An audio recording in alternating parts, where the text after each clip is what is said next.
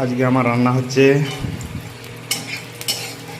মাছ দিয়ে সয়না ডাঁটা দিয়ে আলু দিয়ে বেগুন দিয়ে ঝোল হবে। ওকে, প্রথম লঙ্কা, কাঁচা লঙ্কা, তেজপাতা দিয়ে দিলাম, সাথে দুটো পাঁচ ফোড়ন দিয়ে দেবো।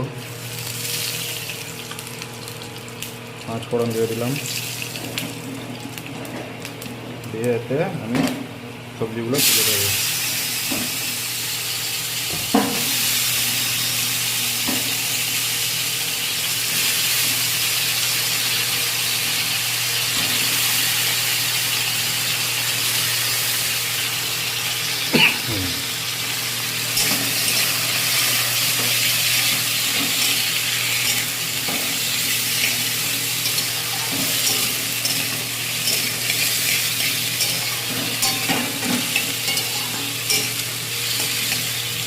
তো কিছুক্ষণ একটু অল্প একটু গ্যাসটা কমিয়ে দিলাম, একটু নাড়ানাড়ি করতে হবে।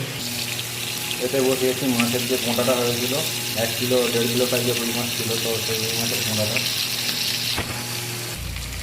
তো সয়না ডাঁটা আলুর ঝোলে আমি দিয়ে দিচ্ছি অল্প একটু এটা মশলা, সরষা বাটা, জিরা বাটা আছে, আমি দিয়ে দিচ্ছি অল্প একটু মশলা। এটা হলুদ গুঁড়ো 1 চামচ দেবো। হলুদ গুঁড়োটা ঢালা নেই, সেই জন্য অল্প অল্প করে তুলতে হচ্ছে। অল্প একটু হলুদ গুঁড়ো দিয়ে দিলাম, লঙ্কা গুঁড়ো দেবো 1 চামচ, আর অল্প একটু দিয়ে দিই,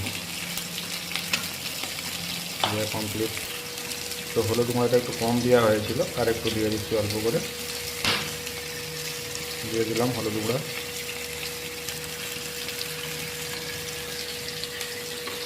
হলুদ গুঁড়ো দিয়ে কমপ্লিট।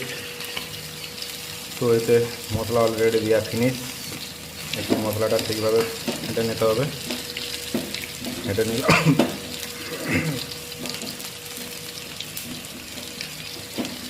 যাতে এরপরে মশলাটা দিয়ে দেবো এর উপরে, দেখে নাও হালকা লাল লাল হয়ে গেছে ভাজা।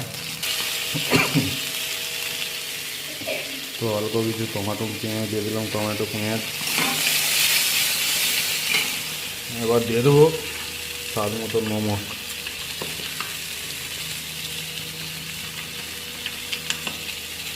তো স্বাদ মতো নমক দিয়ে দিলাম, দিয়ে দেবো এর উপরে মশলাটা যে বানিয়ে রেখেছিলাম।